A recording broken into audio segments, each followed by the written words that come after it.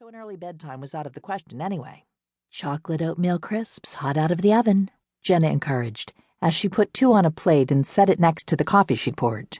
You can't be best friends with someone for 23 years and not know that they never turned down an offer of chocolate.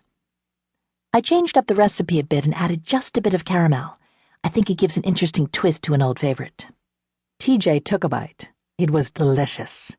In all of the excitement brought about by the new snow, she'd barely eaten at all that day. "These are really good. Can I have a couple more and a glass of milk?" Jenna piled 4 more cookies on the plate while TJ got her own glass of milk from the restaurant-sized refrigerator. Where are the girls? TJ wondered. Most afternoons they could be found sitting at the table Jenna kept tucked into a corner of the kitchen doing their homework. "Up front with Mom and Bonnie," Jenna answered. "Mom went to an estate sale last weekend and picked up a bunch of stuff from the turn of the century.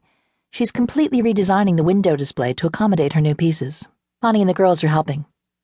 TJ knew Helen was meticulous in her mission to buy the highest quality antiques, then painstakingly restore them to their original magnificence. Each piece was grouped in a period exhibit in which scrupulous attention to detail provided for museum-quality displays. "Ashley got into another fight today," TJ informed Jenna as she settled in with her snack. "Oh no." Jenna sympathized as she began gathering ingredients for what looked like clam chowder. "She's been doing so well. What happened?" "Loretta's having a birthday party. She invited the whole class with the exception of Ashley." Jenna frowned. "That's mean. I can't believe her mom would let her do that. I know Christy got an invite, but I'll talk to her about doing something fun with Ashley on the day of the party instead." "That's really nice, but I don't want Christy to miss the biggest party of the year just because Ashley wasn't included." "I'll see how she feels about it," Jenna promised. "My guess is that she won't want to go after she hears that Ashley wasn't invited, but I'll leave the decision up to her." "Kyle and I have been talking about taking the girls to the Children's Museum in Carson City," TJ informed Jenna. "Maybe we'll do it on the day of Loretta's party. Christy and Carrie are both invited if they want to go. Having something fun to do should take Ashley's mind off the fact that she wasn't included in the biggest social event on the 3rd grade calendar." "Sounds fun," Jenna smiled. "How did Kyle do with the choir?"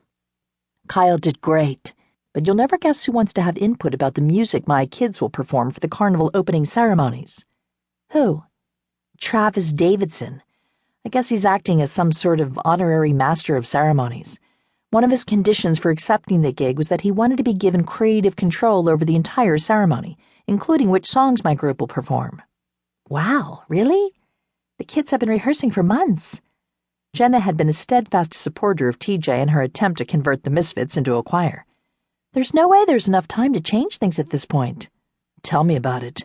I've been fuming since I found out about the ridiculous request. Greg seems to think that if I meet with Travis and explain things, he'll understand our predicament. I agreed to meet with him, but if I know Travis the way I think I know him, he'll demand changes just to be an ass." "Don't let Travis push your buttons," Jenna counseled. "I know the 2 of you have never gotten along, but it seems like he has a tendency to bring out the worst in you." "I know, but he's just so—" Several adjectives came to mind, none of them appropriate for polite company. As far as TJ was concerned, Travis was an arrogant cuss who came to the community for help when he needed it, and then dumped the people who cared about him when he got a better offer. TJ had convinced her dad to put up a considerable amount of money to back him, only to be told that his sponsorship was no longer needed once Travis had become a name on the pro circuit. Travis didn't deserve the consideration the mayor appeared to be granting him. "I realize that my problems with Travis are my problems, and I know I can't let my personal feelings get in the way of making sure the toad doesn't ruin the show the kids have poured their heart and soul into," TJ continued. "But if that guy thinks he can waltz into town and mess with my choir, he has another thing coming."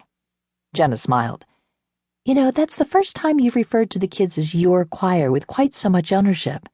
They've gotten to you in spite of the fact that you didn't want anything to do with the group in the beginning." "Yeah, I'll admit I fought the assignment when Greg first approached me with it.